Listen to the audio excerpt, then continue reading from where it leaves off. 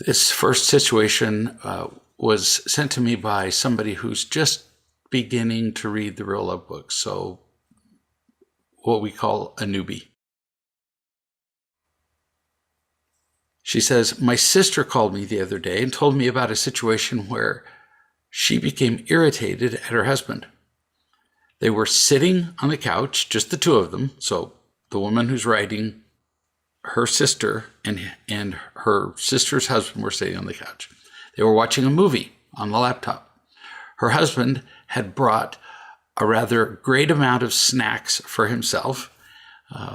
Snacks, and why do you think they have snack stands at a movie theater, right?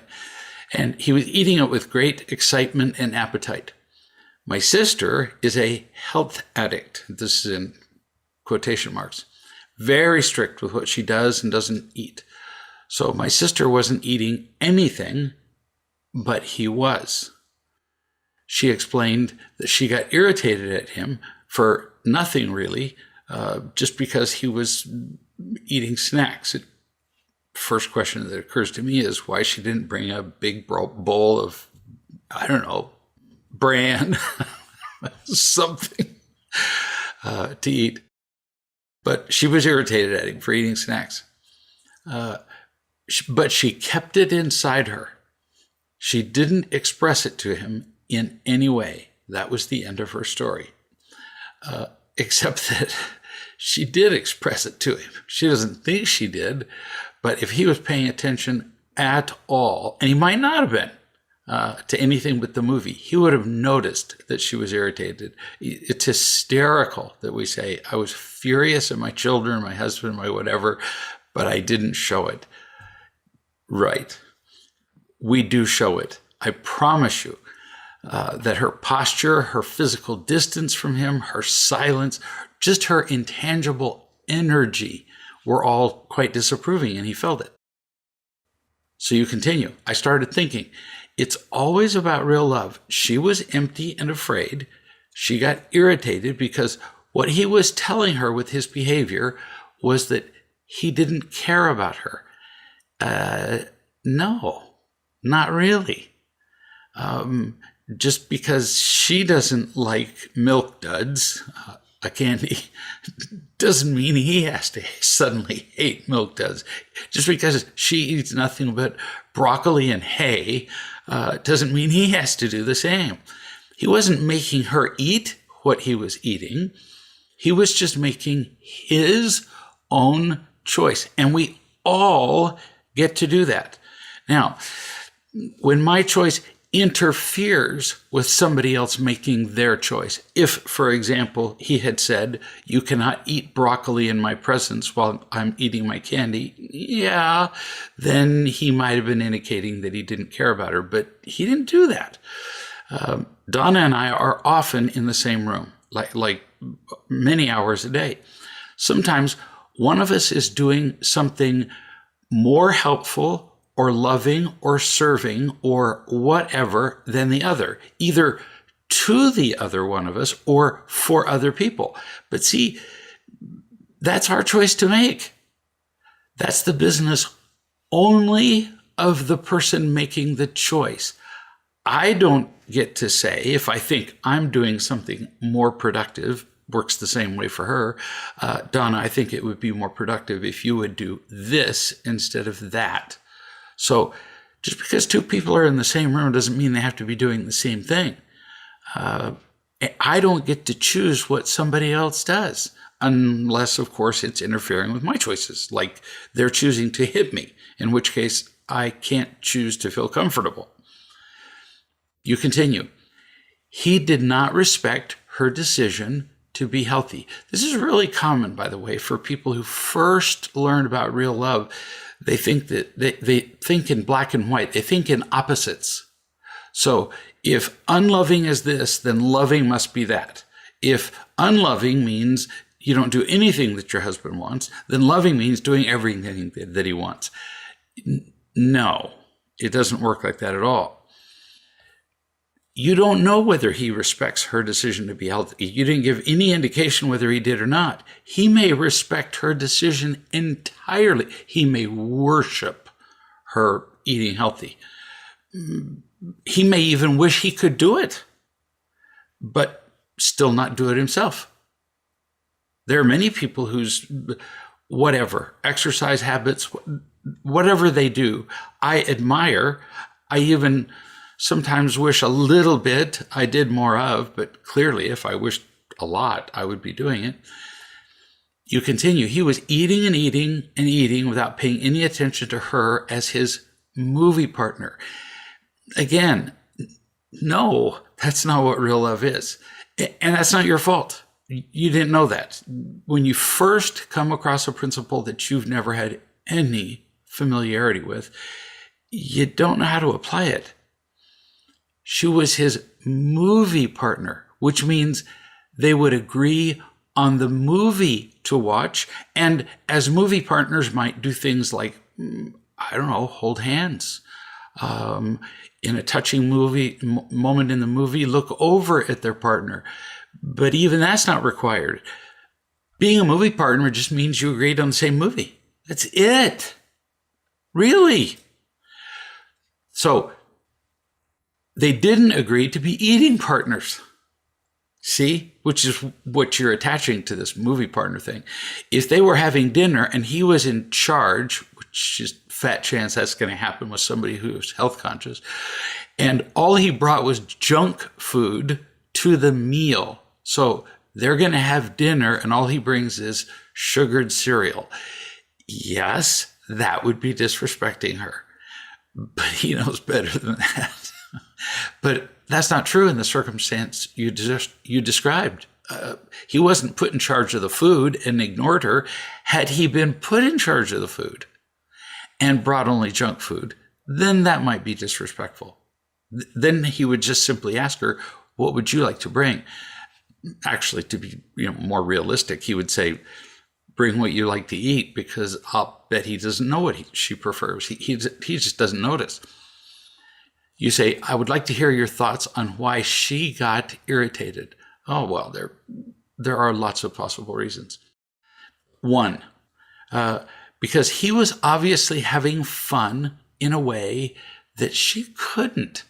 Now, even if it was her own choice, she couldn't have fun in that way. He's watching her over there, and if he's, a typical guy, he is smacking his lips and he's chewing and he just, I don't know, kind of looks like he's on opium, just popping this popcorn and making noise and all that stuff.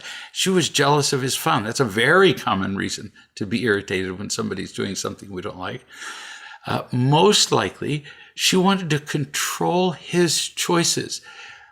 I would be willing to bet, I don't know her and you didn't imply this, I'd be willing to bet that she hates it every single time he eats junk food. Because her mind is going, this is bad for you. I have told you this is bad for you. And you keep eating Reese's chocolate-covered peanut cups. I'll bet she walks around feeling like that a lot. Her sense of self-righteousness. Now, I say this because I know a lot of people who are nutrition conscious. And the loving ones might offer their opinion once to somebody, but they don't keep it up. I would also add that out of the people who are just really rabid about a thing, nutrition, exercise, whatever, yeah, it's pretty rare that they don't push their agenda on other people. No kidding. Her sense of self-righteousness helped her feel better in the absence of real love in her life. So that's just two reasons she could have been mad. She could have been mad because he made a lot of noise while he ate, blah, blah, blah, blah, blah. Continuing, what could she have done in the moment? She didn't bring it up, so I guess it didn't evolve into a conflict, even though she was irritated. Or did it? I'm not sure about the definition. Actually, they were having a conflict. He just wasn't aware of it. She could pause the movie and tell him without any verbal or nonverbal criticism that she would like to talk to him about something that was interfering with both of them being happy. That's pretty funny. If she paused a movie that they had both agreed to watch and then delivered a lecture on nutrition, I promise you, he wouldn't say, I never thought of that. You know, this is the first time I've ever really considered that. Thank you for bringing that up. You continue. If he was able and willing to listen, she would continue. This is with the movie paused. With describing her feelings about how she's reacting when he's eating the snacks the way he does. After that, she could ask some questions to involve him with finding a loving solution. There isn't one chance in a million this is going to work with the movie paused that they'd agreed on. Remember, they'd agreed on being movie partners, not movie nutrition partners. So you say, what question is suitable in this situation? During the movie, while he was binging on snacks, there was absolutely nothing, that's in all caps, she could have said that wouldn't have been critical and controlling. She's incapable of doing it, and it would have turned into a conflict. She can, at a time when she has no agenda at all, no need to change him, which, frankly, from what you're saying right now, might take another 5 to 10 years. She could tell him that she would like him to eat healthier, so he'll feel better and live longer, and that would contribute to the happiness of the relationship. But she can tell him that only once. I promise you, promise. No matter how long they've been married, she's already told him once. I can promise you she's already told him 50 times. So he already knows all that. And at this point in his life, he chooses to eat as he wants. I've had people call me and say, well, my diabetic husband eats candy. I'm going, well, then he's probably going to die earlier. I'll be darned. So he can die earlier and you can be happy loving him, or you can nag him into the grave. Which strikes you as smarter? If she tells him more than one time, she is 1, nagging, since she's already told him, 2, telling him that he's wrong, and he might be. His diet might be the worst thing in the world for him, but her telling him repeatedly obviously isn't going to help. Actually, she's already proven that it hasn't helped. And 3, that now she's telling him that he's stupid because she has to keep telling him. So telling somebody once is lovely. Telling somebody something twice, 3 times, 4 times is nagging and even attacking. People really hate that. You say, or is this one of those situations where she should be quiet altogether as she was? No, she wasn't, because her anger was leaking out all over the place. Following the guidelines that I read in one of the books, is it any of her business? You were reading the guidelines in the marriage book. We get to speak to our partners. If it's any of our business, does it really matter? Can we say it lovingly and can they hear it? So you're using those criteria. Let's look at the 4 questions that you're referring to. At first, I didn't remember what you were talking about. The 4 questions to ask before telling the truth about another person. So in this case, is his eating junk food her business? Yeah, it kind of is. A little. Because he is her partner, not during a movie, she doesn't bring it up, and his eating habits will affect his health sooner or later, and then she'll be involved in caring for him, going to the doctor, giving him shots, whatever. Does it matter? Yeah, for the same reasons. 3, because you have to be able to answer all 4 yes. So we got the first 2, yeah. 3rd, can she tell him in a loving way? Absolutely not yet. She can't. Because you said she was angry just watching him eat snacks during a movie. She's not familiar with unconditional love, and the odds are close, really close, what in science they would call asymptotically close, to 100% that she will be irritated with him in this discussion, even though she might try to hide it, which is a complete myth, as I talked about earlier. But so she can't do that. So out of the first 3 questions, she's got 2 yeses and 1 no. That already disqualifies her from talking to him. The 4th question is, can he hear this in a loving way? Like I said, I'm guessing she's talked to him about nutrition hundreds of times already. So it's really unlikely, unless they got a whole lot of practice in learning how to love each other, then he might hear it. But the answer to the 4 questions is no to 2 out of the 4. It only takes 1. She doesn't get to nag him. So what should she do? It depends. She could wait until she is far more unconditionally loving before having this discussion. She could say to him, look, your health is affecting me. It will affect the children if we have the children, because they'll hear me telling them what healthy eating is like, and then they'll see you eating like a pig, and that's going to be tough for them. And that can work. I've seen that work. Or she could have the discussion now, in which case it's very likely to go badly. Actually, it's 100% likely. And it will be a sore, touchy subject for a long time. It's her call. If she's asking you for advice, let her watch this video chat. Or you can just tell her the contents of it. But that was a really good question. Next subject.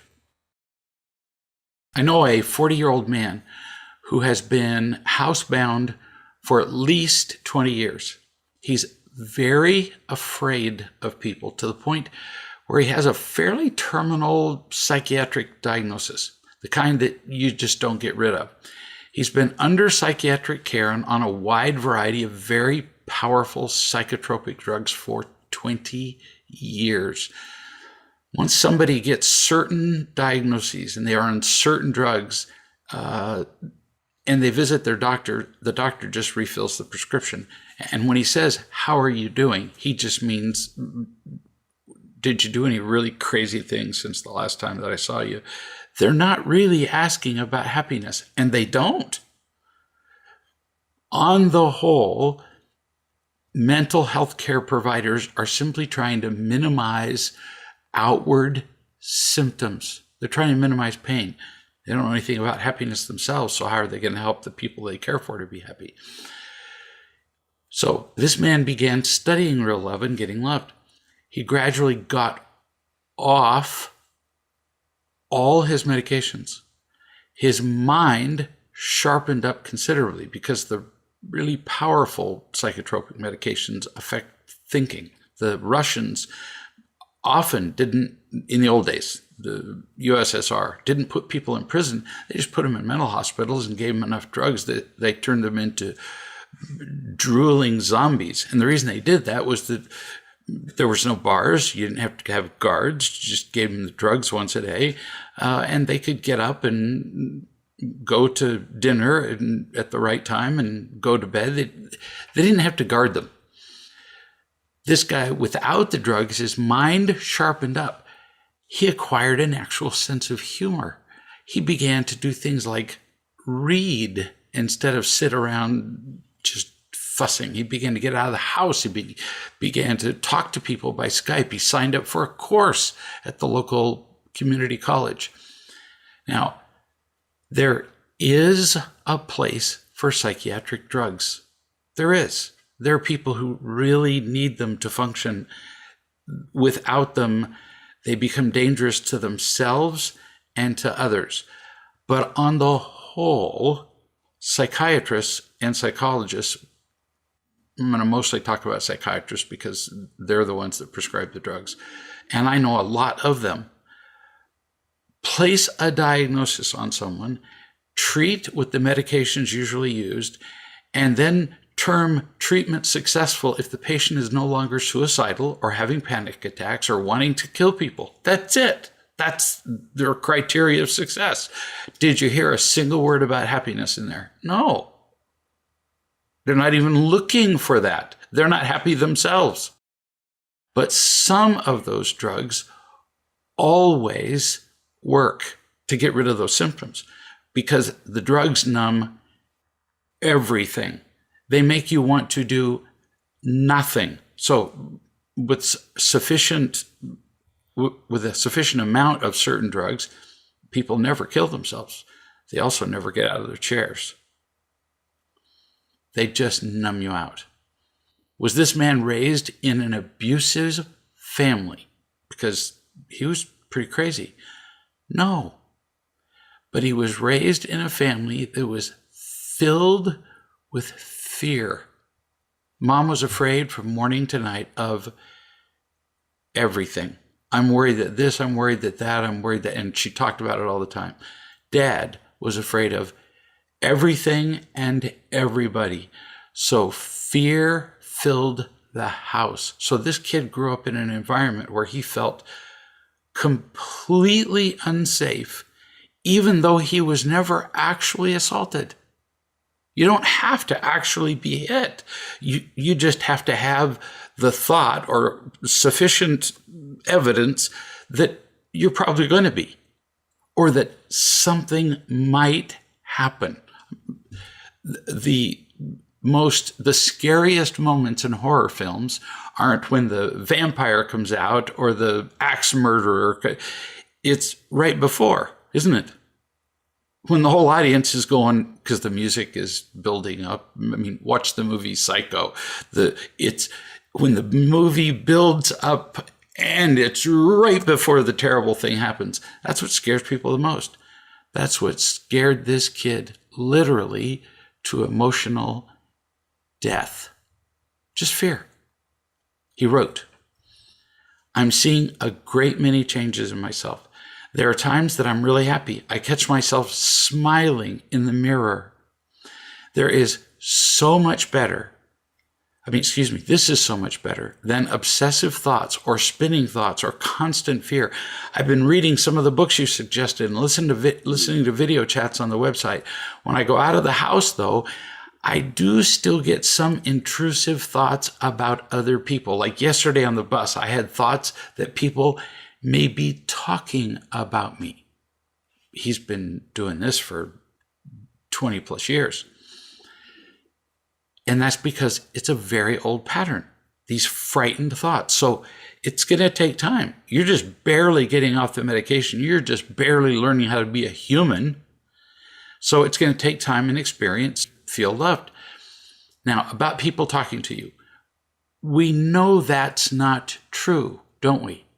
And when I talk to him by Skype and he says, "I'm afraid that this is going to happen," I say, "What's the likelihood of that actually happening?" And he bursts into this little cute grin that he has and goes, "It's not going to happen." He really knows what's true. He was just raised to be afraid of what? Whatever. Just afraid. Afraid of monsters under your bed. Unless you're naked on the bus or waving a knife, people are far too occupied with themselves to be talking about you.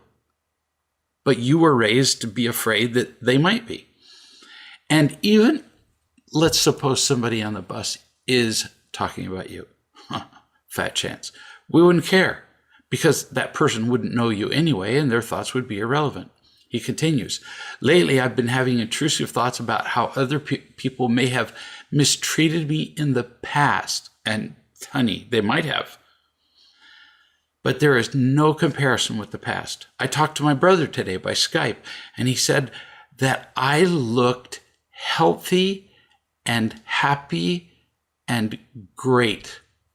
He has never said that to me before in my life. Never. Nobody in my family has ever said those words to me. And yesterday, I saw an old picture of me, and I looked like another person. I looked miserable. So yes, I still have negative thoughts, but I really do feel healthier." That's because you are healthier. You were given a diagnosis of a severe psychiatric disorder back in a time when your fear got to the point where you did have a severe psychiatric disorder. Oh, but then you were stuck with the label and nobody was willing to peel it off. So they just left it there, and they just kept putting more labels on top of it to the point where the labels became you. That's really kind of sad. To have labels so thick that you think they're you. So listen slowly. The more healthy you are, the greater your ability is to see when you're anxious. In the past, you were anxious all the time. So if you were more anxious, you'd hardly notice that. There was nothing new there. Your awareness was blunted by really powerful drugs. You were taking drugs to a degree that most people couldn't move out of their chair. But now feeling anxious, now that you're on no drugs and happier, feeling anxious sticks out in contrast to the healthy baseline you're establishing. You continue. I'm concerned about this anxiety, about going out. How do I reduce my anxiety so I can go out and not feel so anxious? Lots of things you can do. You replace your anxiety. You can't just get rid of anxiety. Don't be afraid. Ridiculous. But you can replace it with the truth. You can reread this email that you sent to me, that you've been so much happier. You can remember that I have loved you. You can remember that other people have loved you, that people in your group have loved you. And when you go out of your house, we'll walk with you. We'll sit with you. We'll talk to you. We'll sit in the pocket of your shirt. You can do that. You can take photos off the internet or photos you've actually taken of all these people who have loved you and carry them with you and bring them out when you get these crazy thoughts. If we were there, you know that we would do that, sit with you and talk to you. So pretty easy for you to imagine looking at a picture. And if we were there with you, do you think you would feel inferior then, or that people were talking about you? Not a chance. None. Because you'd feel loved. You continue. Do you think I can manage taking the local class at the college? Yeah, I do. One concept and problem and assignment at a time in the book. One thing at a time. Do I think that you can just suddenly understand the entire course? No. But we don't have to do that. We don't have to do that in life. Nobody climbs Mount Everest in one leap either. It takes them weeks of training and climbing and preparing and learning and acclimating, and it's a lot of effort. And that's just to climb a stupid mountain that they're going to come back down from, and that event is over. Preparing for life takes, well, a whole lifetime. You say, I'm kind of worried about it. Well, then I give you my permission to stop worrying. Really. Look what has happened when in the past, because I've been with you, when you've worried that you might have a heart attack. Because I was there. What happened? You started having chest pain because you started worrying about it. When you worry that you're going to have a certain psychiatric symptom, you have it. When you worry that you're stupid, you feel stupid.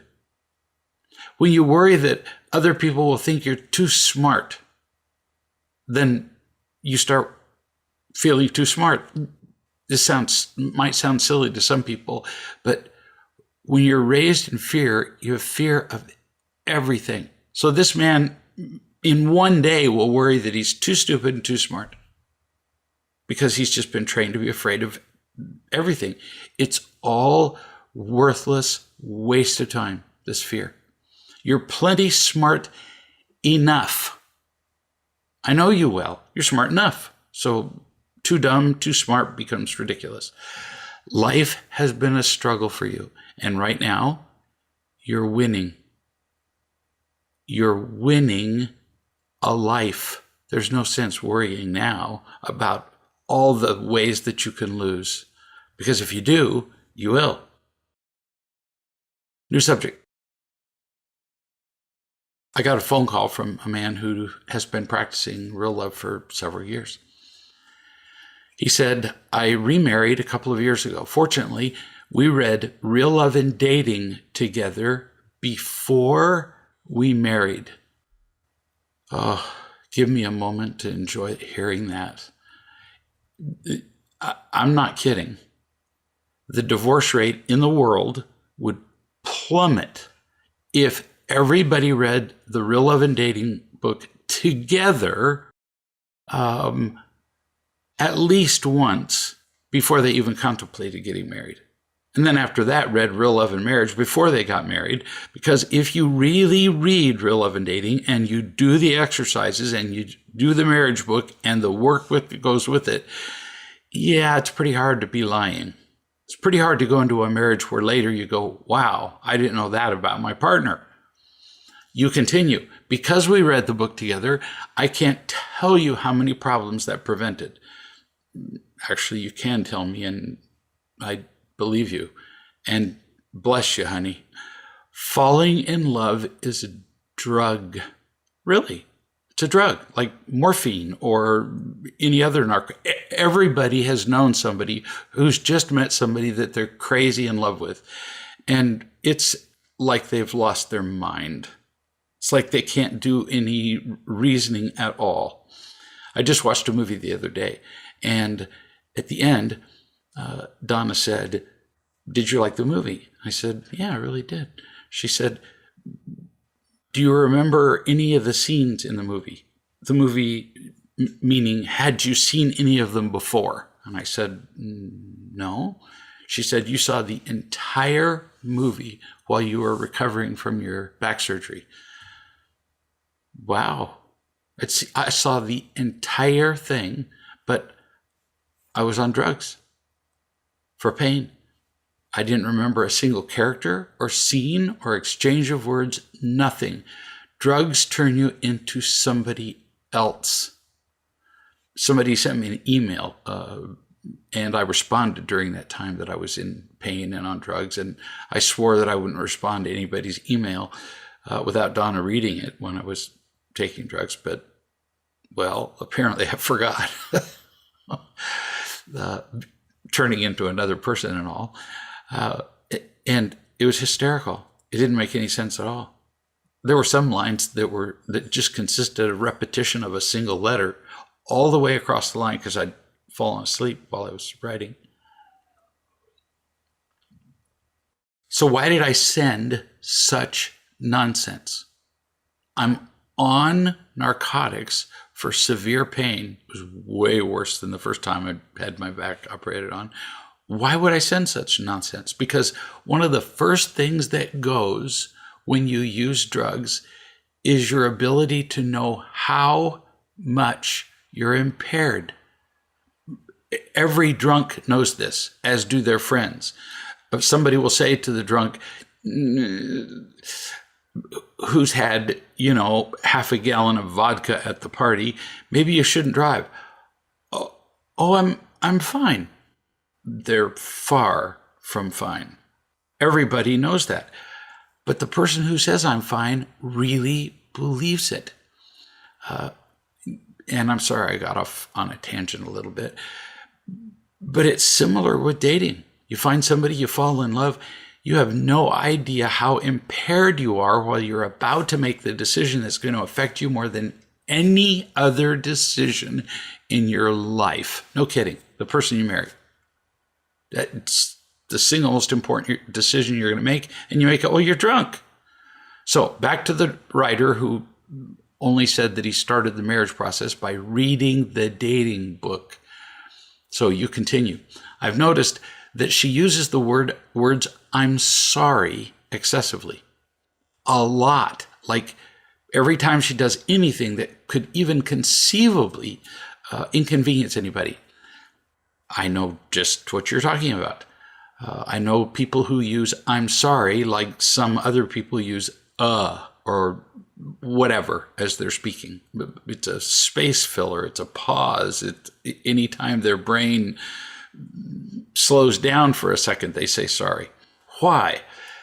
There are often lots of reasons for a particular behavior, but for this one, there's only one reason. You don't have to do a lot of thinking. I'm not going to hold my fingers up and go 1, 2, 3, 4. People say that they're sorry because they feel worthless. Your new wife feels relatively worthless and is covering up. She's covering herself for every possibility of making a mistake because she was taught as a kid that making mistakes makes you stupid and, most important, less lovable. You continue. That makes perfect sense because this was a second email. Her parents criticized and controlled everything she did, made her feel awful, and so did her first husband. So, what can I do? Well, you could start off by telling her what I just told you, why she does it. And then tell her that she doesn't need to do it anymore. Notice I said doesn't need to. I didn't say tell her don't do it. No, you just don't need to apologize all the time anymore. Emphasize you're not trying to stop her from saying it, only making her aware that she does and why. And tell her, and this is why it's important to have this discussion. Not because the words I'm sorry are somehow inherently a pollutant. You tell her that every time she uses those two words, I'm sorry, she feels just a little smaller. Because although she doesn't say it, when she says I'm sorry, what she's really saying is, I am a sorry person, meaning defective. That word has multiple meanings. She's really saying that she's sorry for being who she is. You will tell her when she does it, and only if she agrees. If she agrees, you will tell her, I will point out to you when you say, I'm sorry, because I'll bet she does it all day long and isn't even aware of how long. At the end of the day, if you counted how many times she said, I'm sorry, and you asked her how many times she said it, the difference would be huge. You tell her that people with a great sense of worth, which is what she wants, don't say this expression all the time. They just don't. Because they feel worthwhile. No, they just made a mistake. And they might say, oh, I made a mistake. I did that wrong. But they don't apologize for it. Why? Because they did their best. They did their very best and didn't do it perfectly. Why would you have to apologize for that? That's like apologizing for being human. Also, she says, you continue, she says a lot, is there anything I could do for you? Like as in all day. Answer, same thing. She's trying to prevent somebody thinking badly of her. Somebody just crushed her sense of worth when she was little. And she's earning approval. It's an endless quest and a prison. You continue. Her son hates it when she says, is there anything I can do for you? Well, tell her that. Tell her that he hates it and tell her why he hates it. It's because she's treating him like a newborn. Her son is, if I remember, like mid-teens. Well, why does he have to be asked, is there anything I can do for you? If there was something that he really wanted, he'd get up and do it. If he couldn't do it himself, then he might ask for help. But if you have to ask a 15-year-old, is there anything I can do for you all day long? That's what we do with newborns, is come in and check on them and their blankets and, are they hanging between the slats on the crib? Apparently, cribs now you can't do that, but when I was a parent, you could. So periodically you got the exciting scream that you'd never hear, except for when a child had managed to crawl between the slats and only their head was sticking between the slats. It's quite a sound. She's treating him like he has no sense at all. That's what he doesn't like. Ask her if she would be willing to try an experiment of not saying those words. No more, is there anything I can do for you? No more, I'm sorry. And trust that you and her son would have the sense and the courage to ask for what you need from her. She'll notice that she doesn't feel like a small person anymore if she really does this. And tell her that. Tell her you're not trying to change her behavior for you. You're trying to show her something that's affecting her. As she eliminates these reflex word phrases, she'll discover who she really is without apologizing constantly for her mistakes and without constantly earning people's approval. This could be a pretty fun experiment. I will be interested to hear how it goes. New subject. Yesterday, I worked with, this is somebody who wrote me and said, I worked with a woman, Helen, who asked me to help her with her storage unit. It was a completely disorganized mess, and the day proved way more difficult than I anticipated. Isn't it always a bigger thing when somebody says, would you come and help me with this project? She was an hour late meeting me there. You're either exceptionally kind or you're a real mark for users. The word mark isn't used by young people as much anymore. It means you're easy to deceive, easy to manipulate. People who are confidence artists, people who are professional manipulators are looking for their mark, the person that they can use, lie to, cheat, get money from. You're a real mark for users. If she can show up an hour late with impunity, she sees I'm usable on your forehead. When I arrange a time to meet somebody, I tell people when we'll start. I really do this.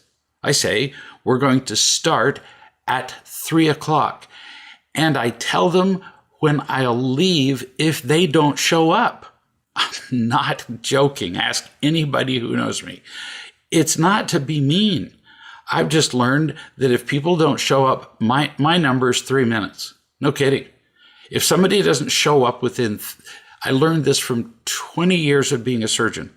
If you agree to meet somebody at the office, like for an emergency, or people agree to come in for an appointment, if they're later than 3 minutes, and this is after seeing tens of thousands of people, if they're later than 3 minutes, the odds are much greater than 50% that they won't show up at all. So I tell people when we're going to start, and if they don't arrive, poof, I'm gone. And then they call me at home and say, where were you? And I say, I was right where we agreed to be. Exactly. And exactly at the time that we agreed to be there. And they say, well, I was running behind. In the old days, that might have been an excuse. Maybe. Now, pretty much everybody has a cell phone wired to their head, and we've eliminated the reasons to be late and not tell somebody. Common sense. You waited an hour for nothing. Be clearer.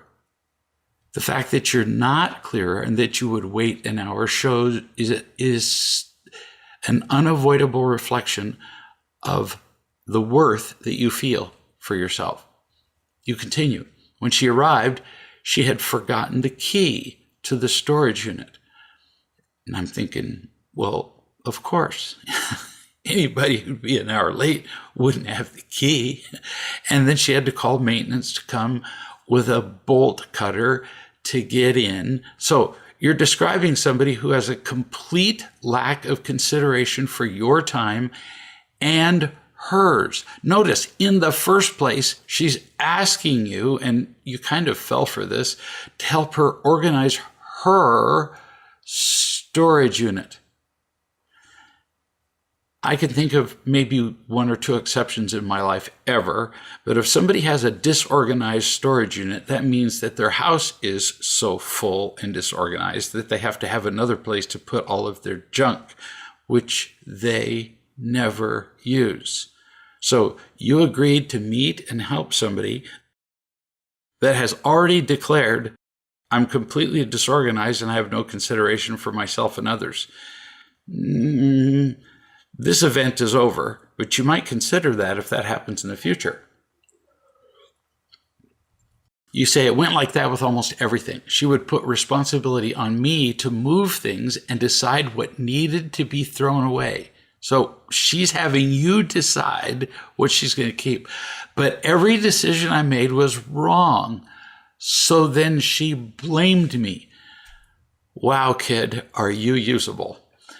Or she didn't bring enough garbage bags. So it was my fault that I didn't bring more. Is this sounding familiar to you at all? Victims make life impossible for themselves and for everybody else, and they have to blame you.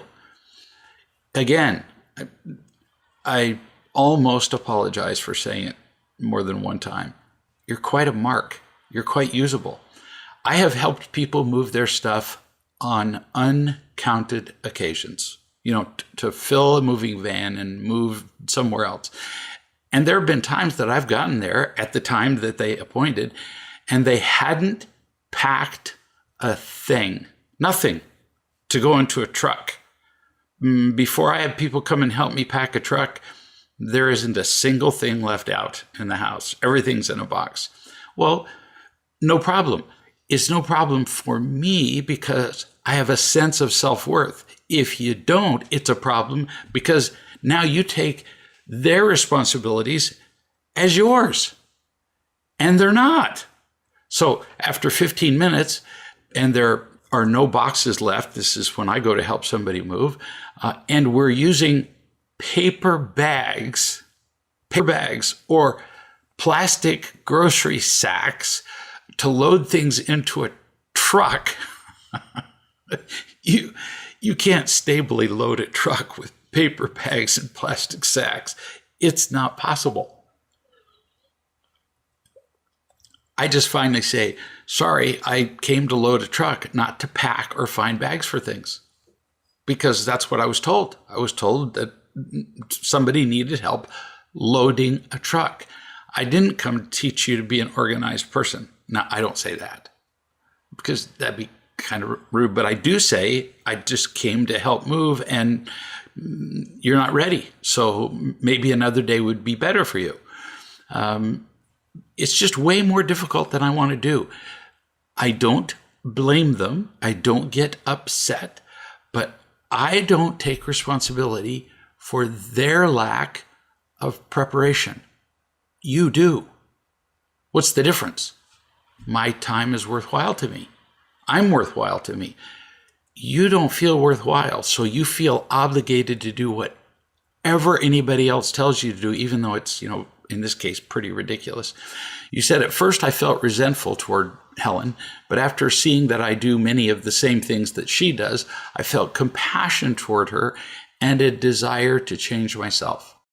I treat people like they are major inconveniences to me, and it leaves people feeling like they're discarded trash. Because when people fail to meet whatever crazy standard I've set in the moment, that's what they are to me. They're not human beings. They become objects. People can feel that from me, and they back away. I understood that more yesterday being on the other end of it. Well, good lesson for you. So you run both ends of the spectrum. You use people and get angry at them, and you are also usable because you don't know what feeling worthwhile looks like. So you don't see other people as worthwhile, and you don't see yourself as worthwhile. So for you, for somebody who is resentful, you need to learn tolerance, and you did. For people pleasers, which is also you, you need to learn actually less tolerance. That sounds confusing. I was in a group once when I was telling a people pleaser, your assignment for the next 30 days is to say no to absolutely every single request for help. And somebody in the group said, well, doesn't that run a danger of her becoming selfish? And I openly laughed and I said, that would be like telling a narcissist that they need to start doing more things for people and then being worried that they'd become a doormat. No. We need to work on whatever problem we have. Your central problem is worth, which is why you see people the way you do, and which is why you allow people to treat you the way they do. You say, but I see I can change the way I am. Just in doing the job, encountering difficult situations, I become less afraid, and I naturally wanted to care about people and didn't find it as difficult the more I helped. I could see that she really was not deliberately trying to be rude and selfish. As afraid as she is, she literally cannot consider other people. And you need to see that when you get afraid, you don't consider other people either. You have both problems. You are both people in this situation. That's not uncommon. And when I become that afraid and then indulge that state, you say, I'm not considerate of other people. Well, honey, bless your heart. Knowledge plus love is power. And then you can change your life. Get a coach, become a member of a group, something, until you acquire a sense of worth. Until that happens, you'll be chasing your tail forever. You'll be having circumstances and events like this till you're dead. It's the sense of worth that you're missing. When you feel worthwhile, you won't be a mark anymore. You won't be usable. When you feel worthwhile, you'll begin to understand what it's like for other people to be worthwhile and for you not to mistreat them. So you've learned a lot from this.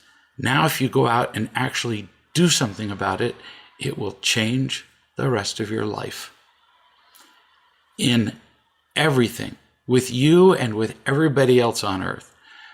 If we add love to the situation, we'll be happier. We'll be stronger. We'll be able to make better choices instead of simply reacting to our fears. The man that I talked about changed his life completely because he added love to the situation instead of just taking more drugs or the other things that we do to make ourselves feel better instead of using love.